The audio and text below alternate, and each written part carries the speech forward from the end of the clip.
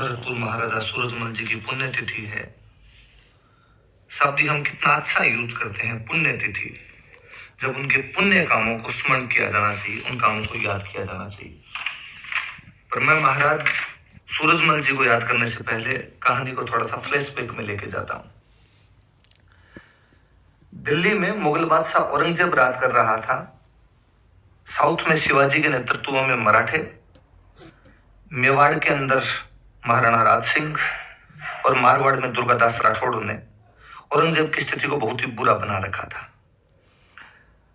राज सिंह जी की मृत्यु के बाद औरंगजेब मेवाड़ महाराणा जयसिंह जी से जैसे तैसे संधि करके साउथ की तरफ चला जाता है ताकि शिवाजी के बेटे संभाजी से वो बदले ले सके। ये भी दुर्भाग्य था उस समय की स्थिति का कि 1680 के साल में दो बड़े राजाओं शिवाजी तथा राज सिंह जी का देहावसान हो गया था। एक नेतृत्व जो कर सकते थे औरंगजेब के खिलाफ, वहां पर एक वैक्यूम सा आ गया था। संभाजी उस वैक्यूम को साउथ में भर रहे थे।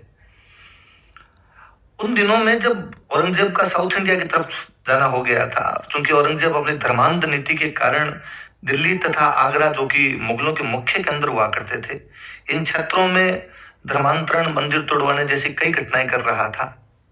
एक साधारण से गांव का एक जाट जमींदार उभर कर आता है। उस गांव का नाम था तिलपत और उस जमींदार का नाम था गोकुला। इस बात को सोचकर देखिए कभी कि औरंगजेब के उन चरम के दिनों में दिल्ली और आगरा के ठीक नीचे बैठे एक जाट जमींदार ने मुगलों को मालगुजारी देने से मना कर दिया था। औरंगजेब साउथ से अपनी सेनाएं भेजता है। उन सेनाओं को जब सफलता नहीं मिलती है तो स्वयं औरंगजेब खुद गोकुला से लड़ने के लिए आता है। कुंवर नटवर सिंह जी ठीक ही लिखते हैं अपनी पुस्तक में कि औरंगजेब का एक जमींदार के खिलाफ सेना लेकर आना कुछ उसी प्रकार था जैसे मक्खी को मारने के लिए घन का प्रयोग कर दिया गया हो। उसके बावजूद उन साधारण जाट किसानों को लेकर उस जमींदार ने 3 दिन तक तिलपत का युद्ध लड़ा। 3 दिन के युद्ध के बाद हालांकि उनका पतन हुआ। एक बड़ी साम्राज्यवादी शक्ति के सामने वो सहज सरल लड़ा कि कब तक टिक पाते, लेकिन फिर भी उनके साहस की दाद देनी पड़ेगी कि उस मुगलिया सल्तनत के उन्होंने उस दिन दांत खट्टे कर दिए थे। औरंगजेब कितना गुस्से में रहा होगा कि उन्होंने उन जमींदार गोकुला जी को पकड़कर आगरा के किले के बाहर बोटी बोटी फिंकवा दी गई थी। गोकुला शहीद हो गए थे, लेकिन वो इस क्षेत्र के किसानों में एक अदम्य साहस और स्फूर्ति भर गए थे। अब समय डरने का नहीं था।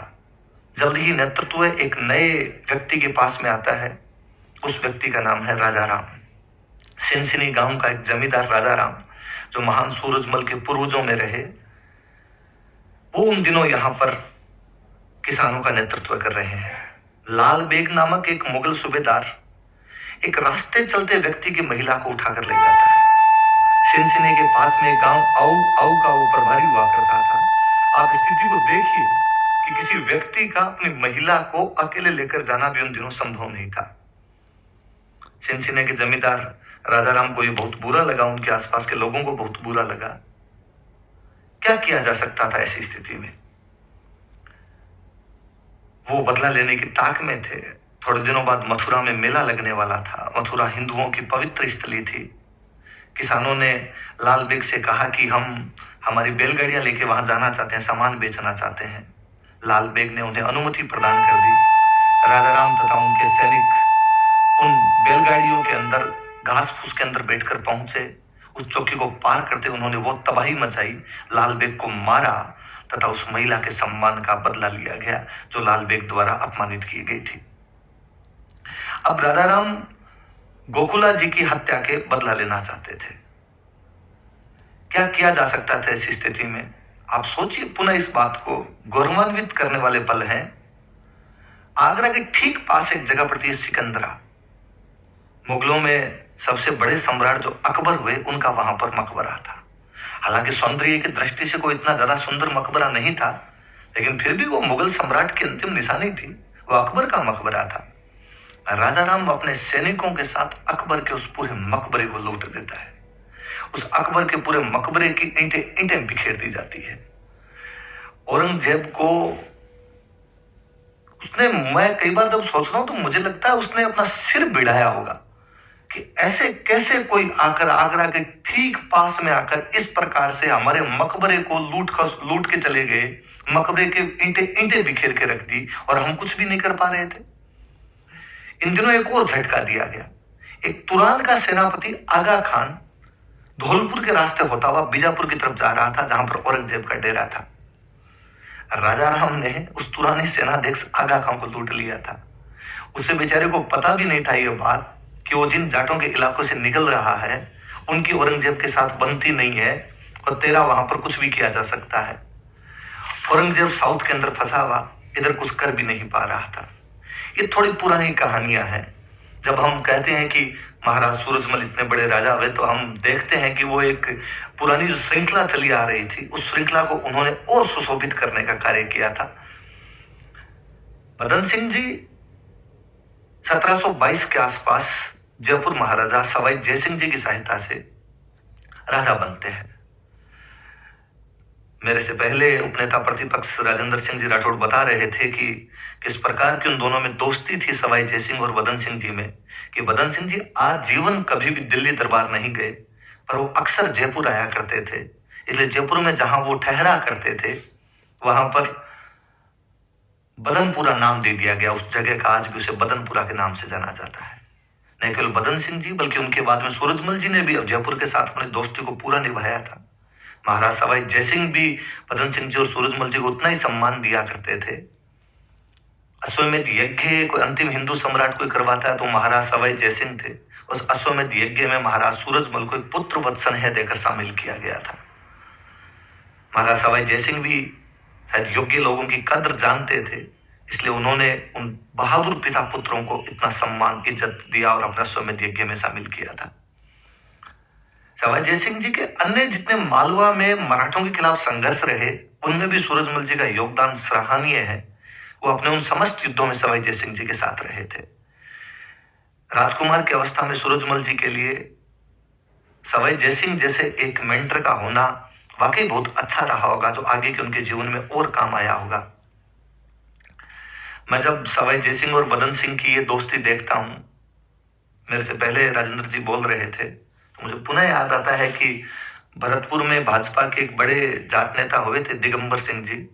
उनको और मैं राजेंद्र सिंह जी के जब दोस्ती देखा करता था तो मुझे लगता था कि वास्तव में आज जो हमने राजनीतिक क्षेत्र में जो वैमनस्य फैला रखा है, उनके उदाहरण, ऐसे लोगों के उदाहरण यदि दिए जाएं तो उस वैमनस्य को और कम किया जा सकता है। महाराज सूरजमल जी शुरुआत में अपने जो राज्य के अंदर प्रतिद्वंद्विता थी उनको भी समाप्त करना जरूरी था। सोघरिया जाट हुआ करते थे इस क्षेत्र में। खेमकरण सिंह सोघरिया बड़े चौधरी थे। बदन सिंह जी की मम्मी जो थे वो खुद सोघरिया थे, पर बदन सिंह जी जानते थे कि एक महल में दो तलवारें नहीं रह सकती, इसलिए उनको नियंत्रण में लाने के लिए सूरजमल जी को भेजा गया। सूरजमल जी ने ना केवल सोघरिया जाटों को हराकर उन्हें अपने नियंत्रण में लिया था, बल्कि अपना दोस्त और बना लिया था। ये किसी कुशल राजनीतिज्ञ और कूटनीतिज्ञ की पहचान है कि वो अपने पराजित दुश्मन के साथ बुरा व्यवहार नहीं करता है, बल्कि उसे अपना बना लेता है।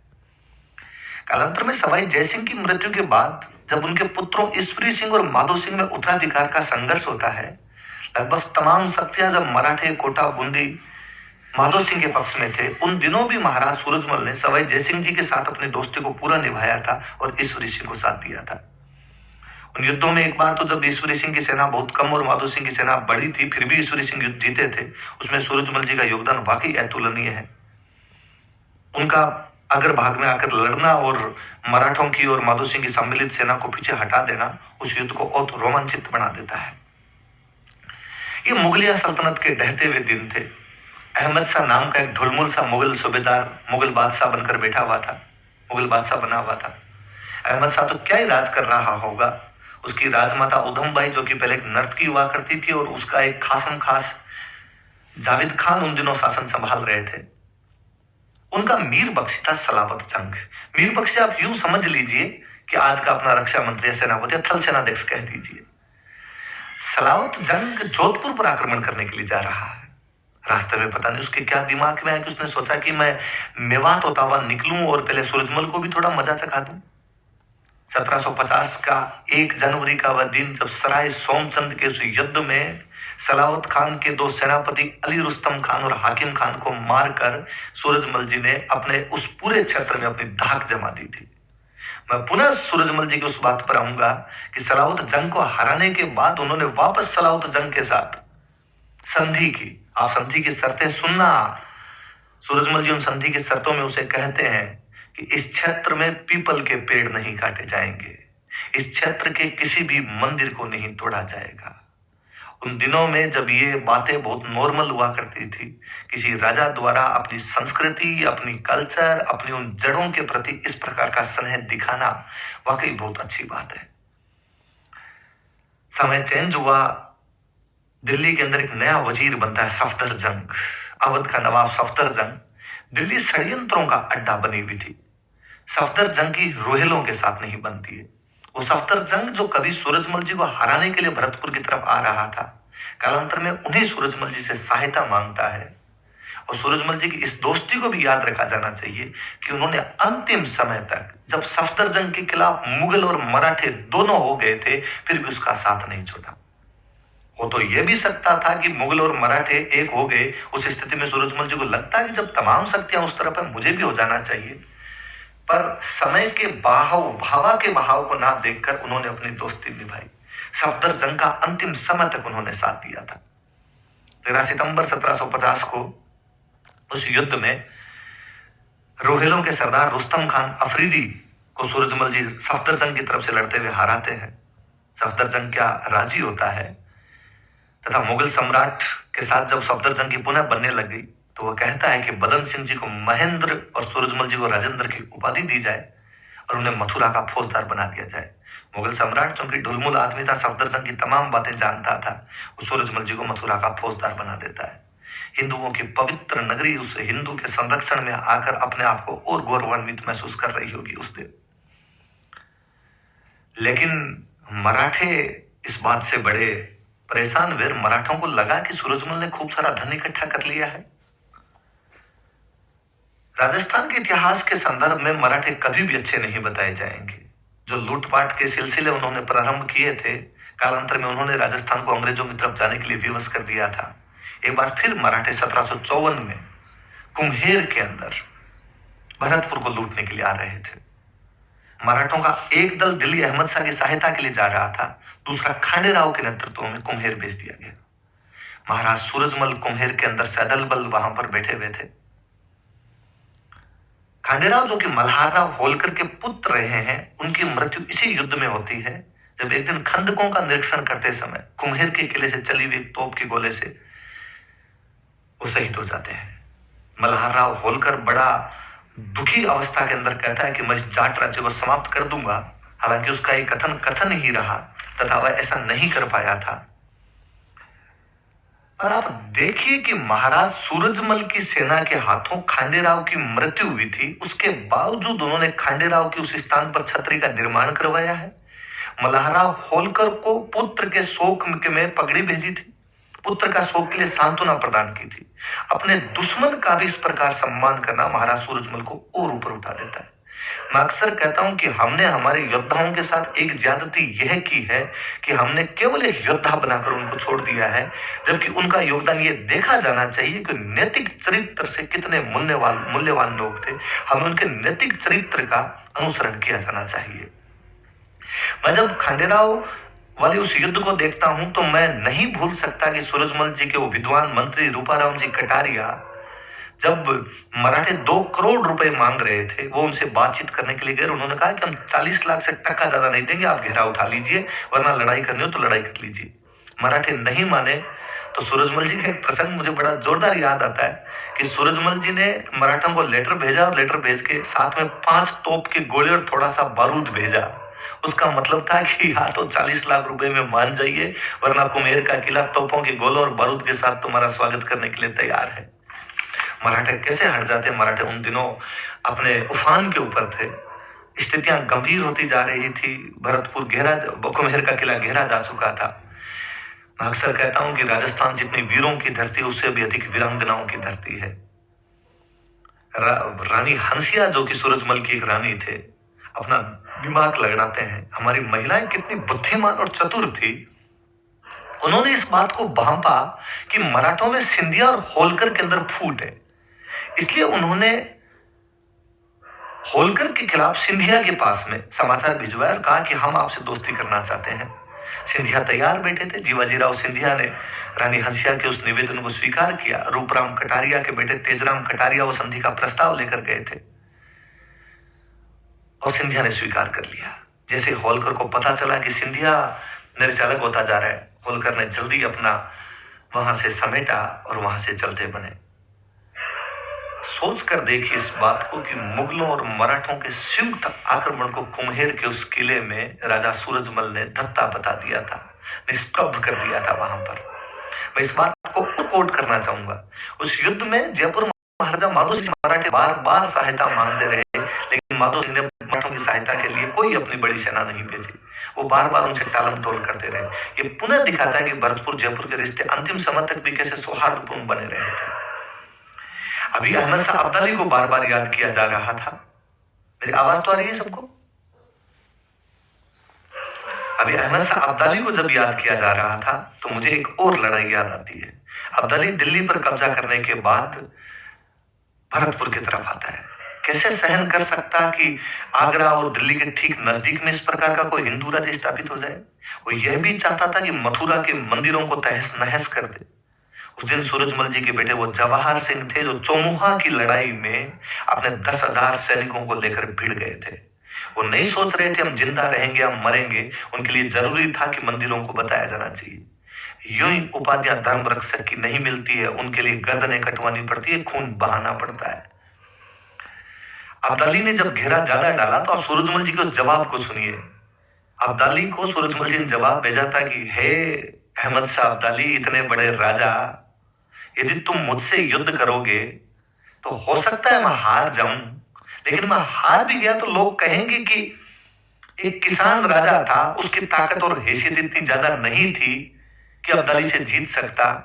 पर अगर यदि भगवान गोवर्धन ने साथ दिया और यदि परिणाम उल्टा रहा तो 11 वर्षों ने तुमने जो जुटाया वो पल भर में गायब हो जाएगा।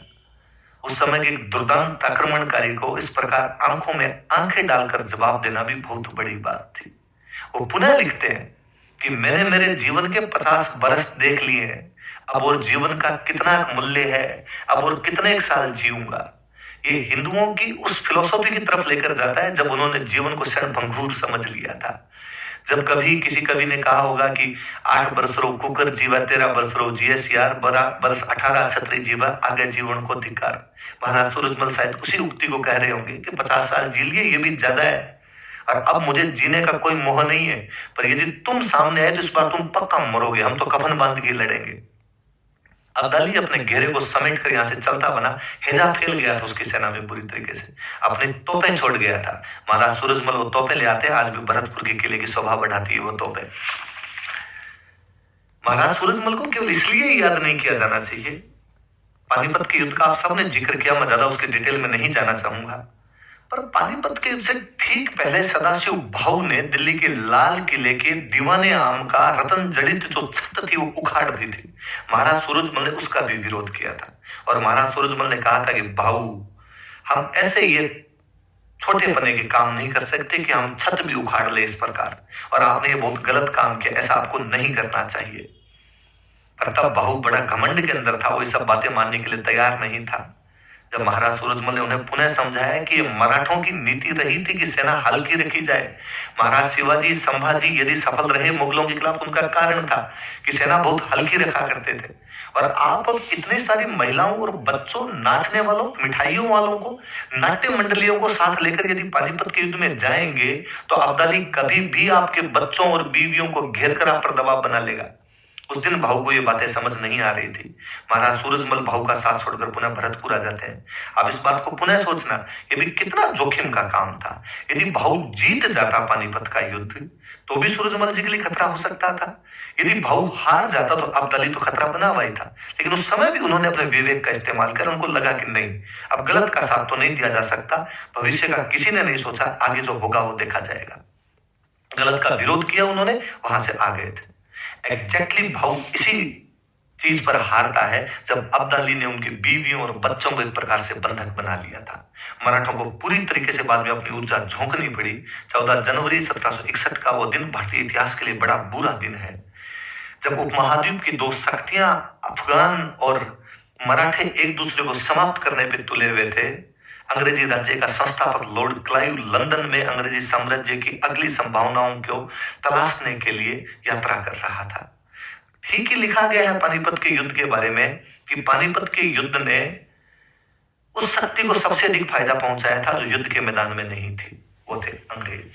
यदि पानीपत के युद्ध में भाऊ महाराज सूरजमल की बात मान ले, अहमद शाह अब्दाली को हराने में सक्षम हो जाते तो भारत का इतिहास अलग प्रकार से लिखा जाता। जो कभी बाजीराव का सपना था कि अटक से कटक तक भगवा झंडा फहरा दिया जाएगा, उसके मराठे बहुत नजदीक पहुंचे हुए थे, पर भाऊ के घमंड ने इन सब बातों पर पानी फेर दिया था। संभवतः है यदि महाराज सूरजमल युद्ध में गए होते या अन्य हिंदू राजाओं का भी भाऊ ने साथ लिया होता तो परिणाम अलग रहते। 200 वर्षों की जो अंग्रेजों की भी गुलामी झेलनी पड़ी थी वो भी शायद ना झेलनी पड़ती। अब इससे भी बड़ी बात, 1 लाख के आसपास वापस जब मराठे यहां से निकले होंगे, बड़ी संख्या थी मराठों की, युद्ध के अंदर खूब बड़ी संख्या के अंदर मराठे गए होंगे। उनमें से खूब सारे मराठे जब वापस निकले तो उन्होंने भरतपुर में शरण ली। उन मराठों को, जिन मराठों को महाराज सूरजमल छोड़कर आ गए थे, भरतपुर में अपने बच्चों की तरह रखा था। महारानी केशोरी देवी की कृतज्ञता प्रकट की जानी चाहिए कि वो प्रतिदिन शिविर में जाके उनसे मिल रहे थे, उनको अपने बच्चों की तरह रख पा रहे थे। मराठों के जो बीवी बच्चे थे उनका ध्यान रख पा रहे थे। फादर वेबल उसका बड़ा शानदार वर्णन करता है कि पेशवा बालाजी बाजीराव को जब ये समाचार मिले थे तो उसने बड़ा कृतज्ञता प्रकट की थी कि महाराज सूरजमल, इस समय में आपने हमारा साथ दिया है, मैं हमेशा आपका एहसानमंद रहूंगा।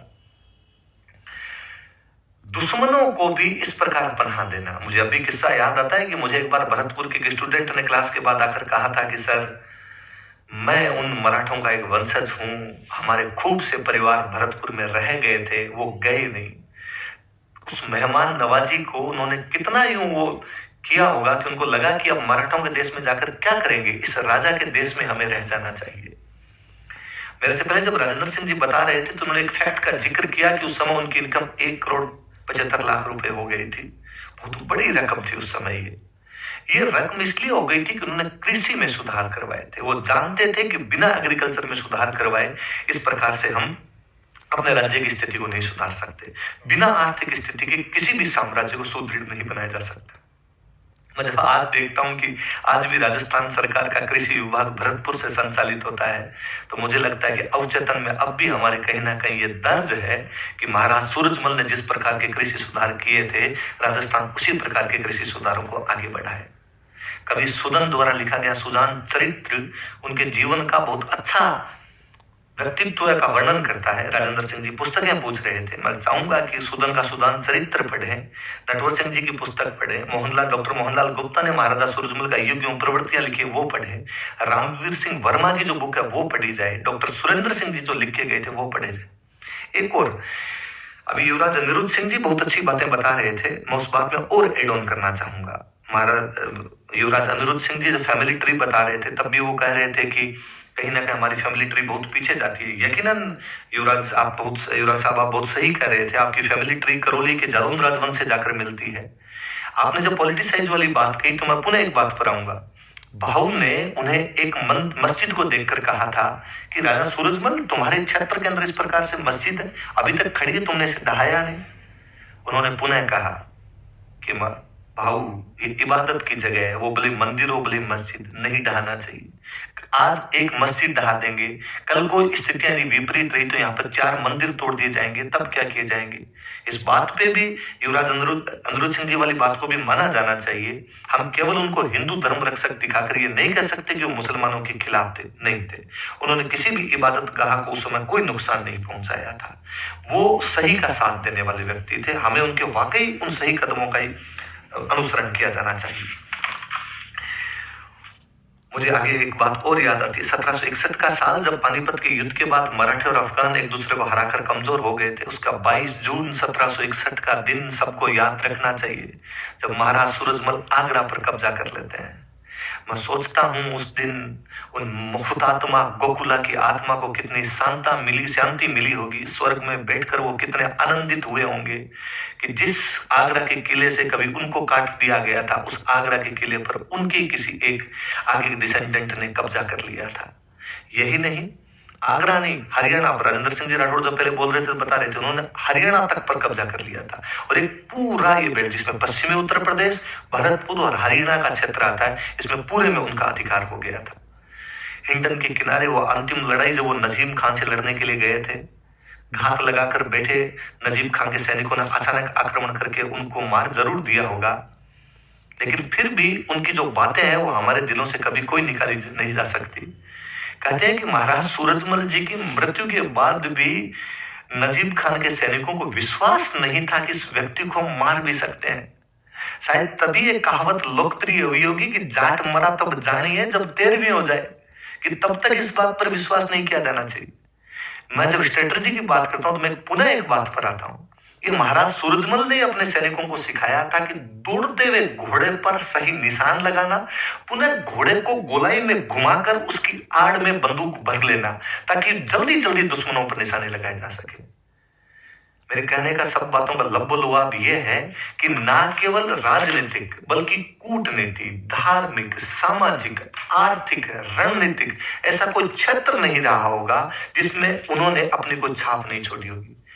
डीग, कुम्हेर, वेर, भरतपुर के अजय किले यदि आज भी खड़े हैं और कालांतर में यदि लॉर्ड लेक को 5 हमलों के बाद भी भरतपुर के किले को जीत नहीं पाया था और कालांतर में अंग्रेजों को कहना पड़ गया कि हमने हमारी तमाम जो प्रतिष्ठा भारत के अंदर अर्जित की थी वो लोहागढ़ के किले में चूर चूर हो गई, तो हमें पुनः महाराजा सूरजमल को पुनः स्मरण कर लेना चाहिए कि उन्हीं की वजह से अब संभव हो पाया था। सारे मेरे से पहले पॉलिटिकल फिगर आप बोले, युवराज साहब को छोड़ के सब बातें कर रहे थे, वैमनस्य की और बातें कर रहे थे। मुझे लगता है इन दिनों में ये बातें थोड़ी बढ़ गई होगी इस प्रकार वैमनस्य की, वरना मैंने तो गांव के अंदर किसी धमाल में जो कि होली के समय गाए जाते हैं उनमें यह भी सुना है कि गोरा हट जा राज भरतपुर को। उस गांव में तो सभी जाति धर्म के लोग थे, अलग अलग प्रकार के गा रहे थे, पर फिर भी वो भरतपुर के उस राज को याद कर रहे थे।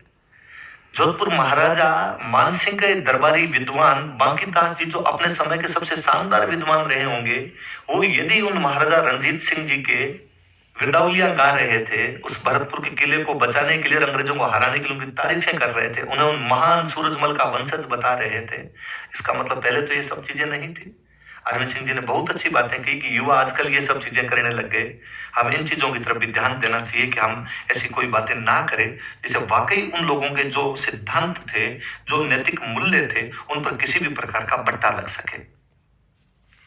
फिल्मों वाली बात है, मैं पुनः बताना चाहूँ, अहिल्याबाई होलकर के नाम पर वो सीरियल चल रहा है जिसमें वो सूरजमल जी के इतिहास को इस प्रकार विकृत करने की चीजें कर रहे हैं। ऐसा राजस्थान के साथ बार बार किया जाता है। महाराष्ट्र के इतिहास के बारे में कभी कोई उल्टा सीधा कह के दिखाए, या पंजाब महाराजा रणजीत सिंह के बारे में कोई बोल के बताए, क्योंकि वो लोग उन शिवाजी को या रणजीत सिंह जी को केवल अपने जाति के हीरो नहीं मानते, वो अपने संपूर्ण समाज के, अपने संपूर्ण राज्य के हीरो मानते हैं। हमने हमारे महापुरुषों के साथ सबसे बुरा अन्याय तो यह किया है कि हमने उनको पार्टी विशेष के, जाति विशेष के, क्षेत्र विशेष के लोग बनाकर छोड़ दिए हैं। मुझे लगता है कि वो स्वयं जब उस एरा के अंदर थे, उन विषम परिस्थितियों के अंदर जिनमें महाराज सूरजमल रहे होंगे, उन्होंने इस बात की कोई कल्पना भी नहीं की होगी कि आने वाले समय में हमें इस प्रकार से संकीर्णता के अंदर बांध दिया जाएगा। महाराज सूरजमल की विषम परिस्थितियां क्या रही होगी, वो किस प्रकार रहे होंगे। मैं हमेशा अक्सर क्लास में उदाहरण दिया करता हूं, तो मैं कहता हूं कि जैसे दांतों के बीच में रहती है जीभ, कि दांतों के बीच में भी नहीं आती कभी और उनके बीच में सुरक्षित रहती है, उसी प्रकार महाराज सूरजमल के चारों तरफ नुकीले दांतों वाले वो लोग थे, पर उसके बावजूद उन्होंने अपना सर्वाइव ही नहीं किया, बल्कि उनको हमेशा प्रत्युत्तर दिए, उन्हीं की भाषा में प्रत्युत्तर दिए और अपने राज्य की सीमाओं को और विस्तृत किया था। कहने के लिए रातें लंबी पड़ जाए सूरजमल जी के बारे में, खूब सारी बातें हैं। मैं चाहूंगा कि मैं विराम दूं ताकि और जो वक्ता है वो भी इस बारे में बोल पाए, ताकि हम उनकी बातें भी सुन पाए। धन्यवाद, आपने मुझे बोलने का समय दिया। Thank you. उदय सिंह तो मर गया, अब तेरे मन में पाप है, और तुझे लगता है मैं मेरे बेटे बेटे चंदन को उदय सिंह बता के पेश कर दूं और यहाँ पे राजा बना दूं? तो अपने मेड़ता ले और साथ में क्या ले ले, नागौर, और हमें बदले में क्या देके चला जा। अभी तेरा थोड़ी है चित्तौड़, ये तो वैसे उदय सिंह का। जयमल जी वापस रिप्लाई करते हैं कि भूख न मिटे मेड़ तो ना मिटे नागौर, और रजवट भूख अनोखड़ी मरिया मिटे चित्तौड़। कल्ला राठौड़ को जब ये समाचार पहुंचा था ना कि चित्तौड़ के अंदर हमला होने वाला और आपको लड़ाई के लिए बुलाया है, कल्ला राठौड़ अपनी बारात लेके ससुराल पहुंचा था, और तुम सारे केसरी कपड़े पहनकर कितने फूटरे लग रहे हो, और बाहर जाके दुश्मन को बता दोगे कि तुम क्या चीज हो। आज अकबर को पता चलेगा कि चित्तौड़ पर हमला करना कितना भारी पड़ेगा उसके लिए। आज तुम 8,000 आदमी भगवान जाने, तो अकबर डेली अपने तोपे लगाए, चित्तौड़ के किले की दीवार थोड़ा बहुत तोड़ दे, दरारें आ जाए उसमें, ऊपर ऊपर वाली तो बिखर जाए एकदम। अकबर के कल यहाँ एग्जैक्टली यहाँ एक गोला और मारेंगे, ऊपर वाली तो पूरी तोड़ देंगे इधर से। अकबर सुबह उठ के देखे तो ऊपर वाली दीवार बनी हुई। उदय सिंह ने कहा ये मैं हूं, ये हमारा कुंभलगढ़ है और ये हमारी।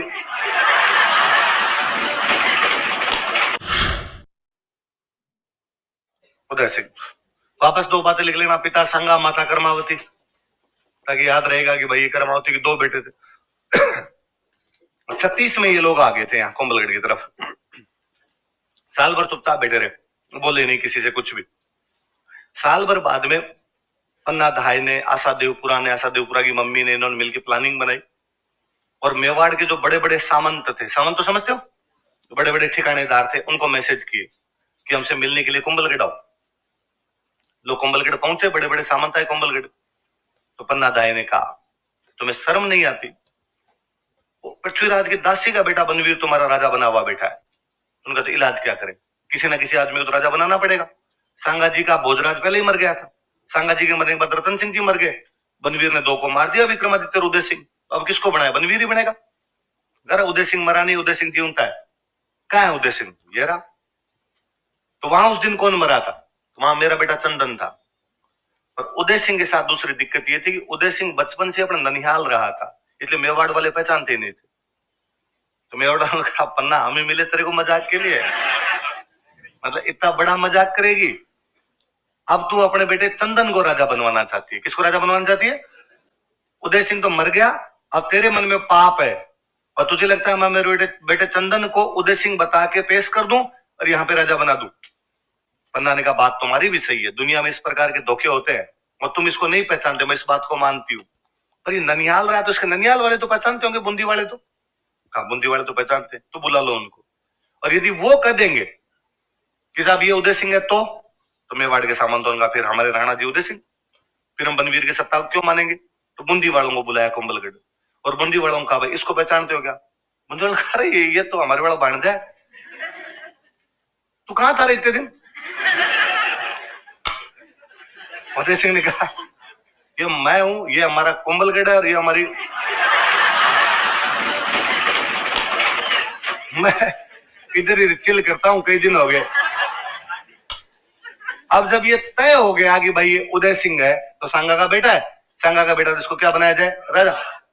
तो 37 में और कुंभलगढ़ में उदय सिंह को क्या बना दिया गया? राजा। पर दिक्कत ये बनवीर राजा बना बैठा है, तो उसके साथ भी तो लोग होंगे, तो आप चित्तौड़ तब तक नहीं जा सकते जब तक बनवीर गद्दी नहीं छोड़ देगा। अब हालात ये कि चित्तौड़ में कौन बैठा हुआ है? बनवीर। उदय सिंह राणा बढ़ के कहां पर बैठा हुआ है? फिर लड़ाई की तैयारियां हुई, सब बनवीर को हटाया जाए, चित्तौड़ से भगाया जाए। फिर इनके बीच में 1540 में युद्ध होता है, मावली का युद्ध। कौन सा युद्ध होता है? उसमें उदय सिंह बनवीर को बहुत ढंग से हराता है। बनवीर फिर महाराष्ट्र की तरफ भाग जाता है। फिर भाग जाता है। मुझे लाइनें फिर बड़ी रोमांचित करती है कि बनवीर भाग के महाराष्ट्र की तरफ गया था, कि कहीं ना कहीं वो जानता था कि हमारे बाकी सिसोदिया वहां रहते हैं। शिवाजी वाला पूरा वंश सिसोदिया था, तो इनके दिमाग में तो था कहीं ना कहीं मेवाड़ वालों के कि हमारे बाकी वाले परिवार वाले कहां रहते हैं? उधर महाराष्ट्र साइड में रहते हैं। वरना भाग्य कश्मीर तो नहीं गया, भाग्य पंजाब तो नहीं गया, भाग्य भी लास्ट में कहां जा रहा है? महाराष्ट्र की तरफ जा रहा था। हालांकि उसके बाद में उसका कोई इतिहास नहीं है हमारे पास, केवल इतनी जानकारियां कि वो भाग्य महाराष्ट्र की तरफ चला गया। वहां क्या किया उसने, क्या नहीं किया, कब मरा, कब तक जीवता रहा, उसके बारे में बातें नहीं है। पर वो यहाँ से भाग जाता है, और मावली वाला युद्ध जीत के उदय सिंह जी कहां चले जाते हैं बाद में? चित्तौड़। तो लिखो मावली का युद्ध। और उसके बाद बनवीर तो यहां से भाग जाता है, उदय सिंह जी कहां पर आ जाते हैं? चित्तौड़। चित्तौड़ में अपना हंसी खुशी जीवन यापन कर रहे हैं। 1559 में उदय सिंह जी के पोता होता है। क्या होता है? पोता हुआ। तो कहा एकलिंग जी की धोख लगा के आते हैं, घर में खुशियां आई है, भगवान को थैंक यू बोल के। एकलिंग जी सबसे बड़े देवता। मेवाड़ का राजा खुद को क्या मानता है? एकलिंग जी का दीवान। तो चित्तौड़ से एकलिंग जी की धोख लगाई कि भाई भगवान आप राजी हो हमारे घर पे, मेरे पोता हुआ है इसलिए मैं आपके धोख लगाने के लिए आया हूँ। फिर राजा ने सोचा थोड़े दिन यहाँ शिकार विकार खेलते हैं। एकलिंग जी नागदा में, नागदा के आसपास पहाड़ियां थी, इन पहाड़ियों में जब शिकार विकार खेल रहे थे तो उनको एक जगह बड़ी पसंद आई। तो उनको लगा पहाड़ियों के बीचों बीच ये प्लेन एरिया पड़ा है, यहाँ पर यदि कोई शहर बसाया जाए तो बहुत अच्छा होगा। इसलिए उदय सिंह ने शहर बसाया उदयपुर। कौन सा बसाया? तो उदयपुर की स्थापना किस साल हुई? 1559, क्योंकि उस साल उदय सिंह जी की क्या हुआ था? पोता। अब शहर बसेगा तो लोगों के पीने के पानी की व्यवस्था की जाए, तो एक झील बनाएगी उदय सागर। राजा जी कहाँ रहेंगे? वो महल बनाया जाए, तो एक महल बनाया गया मोती मगरी। अच्छा, अजमेर की स्थापना कब हुई? 1113। सिरोही की स्थापना 1425 और उदयपुर की स्थापना 1559। किसने की? उदय सिंह। कौन से महल बनवाए? मोती मगरी। कौन सी झील बनवाई? सब कुछ ठीक चल रहा है, उदयपुर का निर्माण चल रहा है, महल वहल वहां पर चल रहे हैं। भारत का मुगल बादशाह बन चुका था अकबर। कौन बन चुका था? अकबर एक बात जानता था कि यदि राजस्थान वालों को कंट्रोल करना है तो मेवाड़ वालों को रहना पड़ेगा। किसको रहना पड़ेगा? क्योंकि राजस्थान वाले राजा अपना सबसे बड़ा राजा किसको मानते थे? मेवाड़ वालों। यदि अपने मेवाड़ वालों को हरा लेते हैं तो बाकी राजस्थान को कंट्रोल करना क्या हो जाएगा? आसान हो जाएगा। 1567-68 में अकबर अपने मेवाड़ पर अटैक। इस बार जब मेवाड़ पर आक्रमण हुआ, इनको समाचार मिले कि जब मुगल बादशाह अकबर उधर से रवाना हुआ है दिल्ली की तरफ से और मेवाड़ पर आक्रमण करने के लिए आ रहा है, तो मेवाड़ वालों का अपने भी भाई तैयारियां की जाए। क्या है? बुलाया सबको, मंत्री संतरी सामंत खजानेदार कोषाध्यक्ष सारे बैठे, कितने पैसे पड़े, कितने हथियार पड़े, किसके पास कितने सैनिक है, कहां से लड़ेंगे, कैसे लड़ेंगे, सारी बातों का सलाह मशविरा किया जाने लगा। तो किसी ने राय दी कि यार अपने लड़ने का तरीका गलत है। कैसे? तो क्या दुश्मन की सेना होती है बड़ी, अपने पास इतने सैनिक होते नहीं, तो क्या दिक्कत है? किला पड़ा है, अपना किला इतना ऊंचा है कि दुश्मन के सैनिक कितने भी हो लेकिन किले के अंदर तो घुस नहीं सकते। तो अपने किले में बैठे और दुश्मन बाहर कितने दिन तक बैठा रहेगा, वापस चला जाएगा। तो बात सही है, इसीलिए हमने किले बनाए थे कि कम सैनिक हो तो भी अपने रक्षा की जा सके। पर कई बार दुश्मन ढीठ हो जाता है, जाता ही नहीं, तो फिर क्या? तो फिर साका कर लेंगे। कहा बस मैं यही कर रहा हूं, वो गलत है। कहा कैसे? कहा साके में सारे मर जाते हो, साके में तो जितने होंगे वो सारे मरेंगे लड़ने के लिए जब बाहर जाएंगे, तो कोई बचता ही नहीं है जो किला दोबारा छुड़वा पाए। 1303 में तुम लोगों ने साका किया था, रतन सिंह जी लड़ते हुए मारे गए, उधर अलाउद्दीन खिलजी ने कब्जा किया, उसने खिजर खान को दिया, फिर मालदेव सोनग्राह, फिर बनवीर सोनग्राह। 23 साल बाद में जाके हमीर आया था, वापस जीता था। 23 साल तक चित्तौड़ का किला अपने पास। तो फिर उसके बाद में 1535 में करमावती जोहर कर गई, बाघ सिंह जितने इंटेलिजेंट लोग थे सारे लड़ते हुए मरे गए। हमारे पास दिक्कत ये थी कि ढंग का बंदा नहीं है जिसको मेवाड़ का प्रशासक बनाना पड़े, इसलिए हमें बनाना पड़ गया था बनवीर को। भाई मर गए ढंग के सारे, और बनवीर ने ज्यादा नहीं तो 3-4 साल तो लफड़ा कर ही दिया। 1540 तक तो उदय सिंह उसने चित्तौड़ नहीं आने दिया। अब ये तरीका ही गलत है आपका लड़ने का। तो क्या किया जाए? तो होना ये चाहिए कि सारे लोग एक साथ नहीं लड़ेंगे, आधे लोग लड़ाई करेंगे, आधे लोग बाहर रहेंगे किले से, आधे लोग किले के अंदर रहो, आधे लोग किले के बाहर रहो, ताकि किले के जो अंदर लोग बैठे हैं यदि वो किले को बचा लेते हैं तो बहुत अच्छी बात है। यदि वो किले को नहीं बचा ले तो बाहर बैठे हुए लोग लड़ाई तो जारी रखें, लड़ाई खत्म तो ना हो। अरे ये वाला तो ठीक है, पहले क्यों नहीं बताया तुमने कभी? तो अंदर कौन रहेगा और बाहर कौन जाएगा? कैसा? बाहर उदय सिंह जी जाएंगे। उदय सिंह का मजाक कर रहे हो? मेरा किला है, मैं बाहर जाऊंगा? कि सर आप अकेले नहीं, पूरी रॉयल फैमिली, राज परिवार का एक भी बंदा चित्तौड़ के किले के अंदर नहीं रहेगा, बाहर जाएंगे, पहाड़ों में जाके बैठो, अलग राजधानी बनाओ अपने कहीं पर। क्यों भाई हमें बाहर क्यों जाना है? कि राजा यदि जिंदा रहता है तो जनता का आत्मविश्वास बना रहता है, जनता का मोरल अप रहता है, और जनता को लगता है हमारा राजा जिंदा हमारे लिए कुछ कर सकता है। और यदि राजा युद्ध में लड़ता हुआ मर जाता है, जनता बेहद निराशा का अनुभव करती है, और जनता को लगता है राजा ही मर गया, अब मतलब ही क्या निकला? दूसरे वाला राजा कब्जा करता है, जनता उसको टैक्स देने लग जाती है, सिस्टम ही चेंज हो जाता है पूरा का पूरा। वरना यदि राजा जिंदा रहा, जनता की आशाएं जिंदा रहेगी, जनता की आशाएं जिंदा रहेगी, राजा और सेना बना लेगा, और सेना बना लेगा, और टैक्स ले लेगा, और दुश्मन से वापस लड़ाई कर लेगा। इसलिए उदय सिंह जी आप तो पधारिए यहां से। तो किला कौन देखेगा? किला देखने के लिए का 2 इंटेलिजेंट बंदे अपने पास में, एक बंदे का नाम था जैमल और एक बंदे का नाम था पत्ता। जैमल मेड़ता के राजा थे। कहां के राजा थे? मीराबाई के कजन थे। मेड़ता का वीरमदेव खानवा युद्ध में लड़ने के लिए गया था, पढ़ा था हमने कल। वीरमदेव और 2 भाई थे, एक भाई का नाम वीरमदेव, एक भाई का नाम रतन सिंह। क्या नाम था? वीरमदेव और रतन सिंह। वीरमदेव के जो बेटे हुए उनका नाम है जैमल, रतन सिंह की बेटी भी उसका नाम है मीरा। भाई बात समझ में? तो मीरा और जयमल दोनों आपस में क्या लगते हैं? कजन लगते हैं एकदम। तो जयमल मीरा के कजन हुआ करते थे। मीरा के जो पिताजी थे रतन सिंह जी, वो खानवा वाले युद्ध में लड़ते हुए मारे गए थे। खानवा वाले युद्ध में मीरा के पिताजी मरे थे। क्या नाम था पिताजी का? आगे पढ़ेंगे तब हम और पढ़ लेंगे। और इधर वीरमदेव जी उस युद्ध में भाग लिया था, लेकिन उसमें मरे नहीं। बाद में वीरमदेव जी मरे तो मेड़ता का राजा कौन बन गया? जयमल। लेकिन अकबर ने 1562 में मेड़ता पर कब्जा कर लिया था। 1562 में कहां पर कब्जा कर लिया था? मेड़ता पे अकबर ने कब्जा कर लिया था। इसलिए जयमल बेरोजगार। जयमल मेड़ता का राजा है, लेकिन इसके हाथ से मेड़ता निकल गया। मेड़ता पे कब्जा किसका हो गया? अकबर का। तो जयमल अब कहां जाए? तो आदमी संकट के क्षणों में भी हमेशा रिश्तेदारों के पास जाता है। उदय सिंह उसकी बहन के देवर थे। उदय सिंह मीराबाई के देवर ही तो है भाई। सांगा के बेटे थे भोजराज, उससे शादी किसकी हो रखी थी? मीराबाई। सांगा का बेटा है उदय सिंह, जो अब राजा बना हुआ है। तो मीराबाई के तो देवर हो गए, तो अपनी बहन के देवर के पास चले गए कि साहब हमारे हाथ से मेड़ता तो निकल गया, यहाँ नौकरी दो। तो उन्होंने नौकरी दे रखी थी। तो कहा गया साहब जयमल को अकबर के खिलाफ लड़ने का एक्सपीरियंस है, 1562 में लड़े हुए हैं, इसलिए किला किसको सौंप दिया जाए? जयमल। और किसको सौंपा जाए? जयमल की रियल बहन थे फूल कंवर। रियल बहन का नाम क्या था? मीराबाई तो कजन थे। मीराबाई की तो शादी की हुई है सांगा के बेटे भोजराज के साथ। जयमल की रियल बहन, उनका नाम क्या है? फूल। इनकी शादी की हुई है आमेट के सामंत से। कहां के सामंत से? राजसमंद। जैसे सलुम्बर था, वैसे राजसमंद जिले में एक जगह पड़ती है आमेट। ये मेवाड़ का एक बड़ा ठिकाना हुआ करता था। और यह आमेट के एक सामंत हुआ करते थे, फतेह सिंह चुंडावत। क्या नाम था? फतेह सिंह चुंडावत कहां के सामंत है? आमेट के सामंत हुआ करते थे। इन फतेह सिंह चुंडावत के साथ में जयमल की बहन थी फूल कंवर, इनकी शादी की हुई है। इन फतेह सिंह का नाम किताबों वालों ने कर दिया फत्ता। क्या कर दिया? और फत्ता से धीरे धीरे बना दिया। आई बात समझ में? तो जयमल और पत्ता रियल साले बहन हुई है। अब ये दोनों साले बहन हुई है, इनको ये किले की जिम्मेदारी सौंप दी जाए। मुझे तो कई बार और लगता है कि किताब वालों ने इनका नाम पत्ता कर दिया, क्योंकि इनको पता था कि पत्नी का नाम क्या है। तो इनको लगा टापरों के आराम से याद हो जाएगा, ज्यादा दिक्कत नहीं आएगी। भाई फूल पत्ता तो ठीक रहेगा थोड़ा इनके लिए। बाकी वास्तव में तो उनका नाम क्या था? कहां के सामंत थे?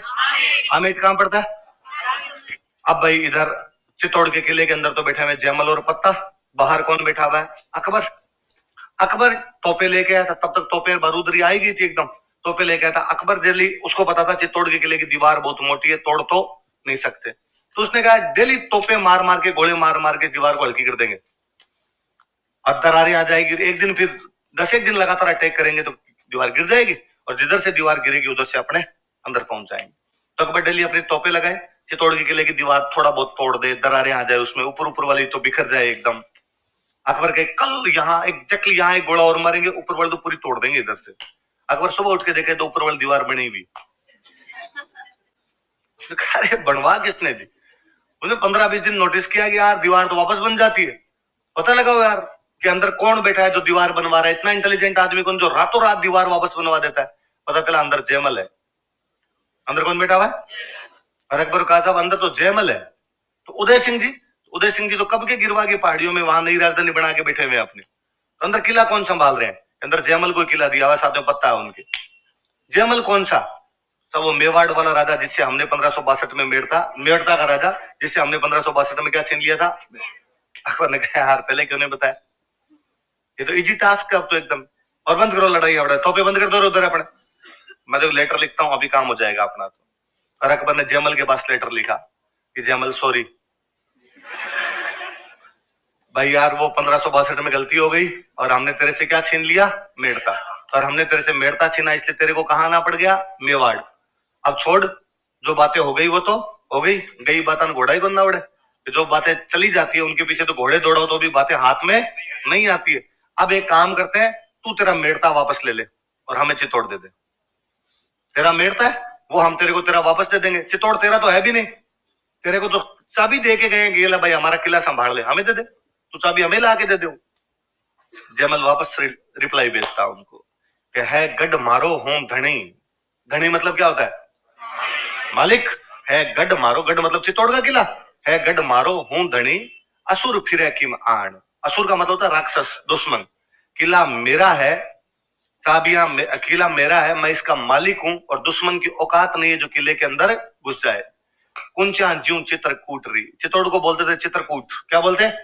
कुंची मतलब चाबी, कुंची मतलब कहता है कुंचा जूं चित्र कूट रही कि चित्तौड़ की चाबियां दीदी मोही दीवान। मेवाड़ के राजा क्या बोलते थे? दीवान। दीवान उदय सिंह जी चित्तौड़ की चाबियां मुझे दे के गए हैं, किला मेरा है, मैं किले का मालिक हूं, दुश्मन की औकात नहीं अंदर घुस जाए।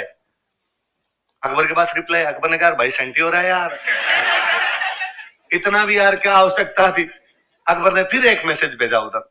अकबर ने कहा देख इतना इमोशनल होने की आवश्यकता नहीं है, मेरता तो तेरा है, वो तो हम तेरे को दे ही देंगे, साथ में एक फ्री में दे रहा हूं नागौर। क्या दे रहा हूं? दोनों रख ले, मेरता भी रख ले और नागौर भी रख ले। और हमें क्या दे दे? चित्तौड़। एक के साथ एक फ्री वाला होगा, buy one get one sale लगी हुई है, तू तो अपने मेरता ले और साथ में क्या ले ले? नागौर। और हमें बदले में क्या दे के चला जा? अभी तेरा थोड़ी है चित्तौड़, ये तो वैसे उदय सिंह का है भाई, खुद की चीज देने में तो जोर है, लोगों का है, चाबियां तो पकड़ा के जानी, पकड़ा जा। और तू तेरे क्या रख ले? अपने मेरता और। जयमल जी वापस रिप्लाई करते हैं कि भूख न मिटे मेड़ तो ना मिटे नागौर, और रजवट भूख अनोखड़ी मरिया मिटे चित्तौड़। ये तुम्हारे नागौर और मेड़ते से मेरी भूख नहीं मिटने वाली, ये तो वीरता की भूख है जो मरने पे मिटेगी। अकबर ने कहा फिर भूख मिटा के देखो, कुछ ना कुछ तो करना पड़ेगा। अब भाई लड़ाई की तैयारी, अब ये निश्चित हो गया था भाई दोनों ही पक्ष झुकने वाले, तो अब अकबर दिल्ली तोप के गोले मरवा के उधर तोड़े, जयमल रातों रात उसको वापस बनवा दे। एक दिन इसी प्रकार किसी रात को जयमल जी दीवार पर खड़े खड़े उस दीवार का पुनर्निर्माण करवा रहे थे। अकबर नीचे से अपनी बंदूक से निशाना लगाता है। अकबर की बंदूक का नाम था संग्राम। क्या नाम था? निशाना लगाता है, जयमल जी के पैर में गोली लग जाती है, जयमल जी घायल हो जाते हैं। इतने में किले के अंदर अनाज और पानी खत्म होने लग गया। अकबर 4 महीने का घेरा डालता है। कितने महीने घेरा था? वो नवंबर के आसपास आए थे, फरवरी तक यहीं थे वो, नवंबर दिसंबर जनवरी और फरवरी, 4 महीने का घेरा था उसका। 4 महीने में किले का अनाज खत्म होने लग गया, तो कहा अपने पास दूसरा कोई तरीका नहीं बचा, अब तो अपने क्या करना पड़ेगा? साका ही करना पड़ेगा, और अपने पास में कोई इलाज नहीं बचा है। ठीक है साहब, साका किया जाना चाहिए। साके में 2 चीज होती है, एक होता है जौहर और एक क्या होता है? लिखो 1568 ईस्वी में फूल कंवर ने जौहर किया, फूल कंवर कमिटेड जयमल तथा पत्ता के नेतृत्व में केसरिया किया गया। Kesariya took place under leadership of Jaimal and पत्ता।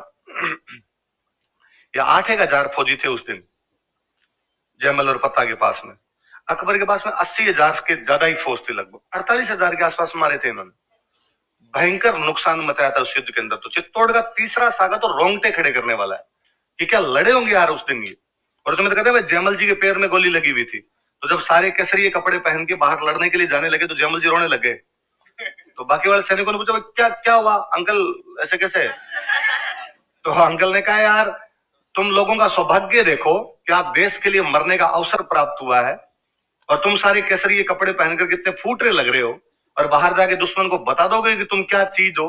आज अकबर को पता चलेगा कि चित्तौड़ पर हमला करना कितना भारी पड़ेगा उसके लिए। आज तुम 8,000 आदमी, भगवान जाने उनकी कितने मार के मरोगे। आज भगवान सूर्य तुम्हारा युद्ध देखने के लिए खुद अपना रथ रोक देंगे। और दुर्भाग्य देखिए मेरे पैर में गोली लगी होने की वजह से मैं नहीं लड़ पाऊंगा। दुर्भाग्य देखिए कि मैं किले में बेटा बेटा पड़ा रहूंगा, ना लड़ पाऊंगा, बल्कि दुश्मन उठा के ले जाएगा, और भगवान जाने क्या क्या दुर्गति करेगा। दुर्गतियों से कौन डरता है, पर देश के लिए मरने का अवसर हाथ से छूट जाए, इससे बुरा किसी की जिंदगी में कुछ भी नहीं हो सकता। यार मैं लड़ूं कैसे, मेरे पैर में गोली लगी हुई है, मेरे से खड़ा ही नहीं हुआ जाता।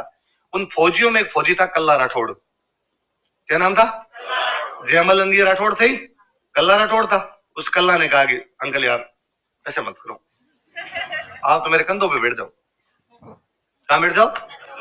कल्ला राठौड़ को जब ये समाचार पहुंचा था ना कि चित्तौड़ के अंदर हमला होने वाला और आपको लड़ाई के लिए बुलाया है, कल्ला राठौड़ अपनी बारात लेके ससुराल पहुंचा था। एक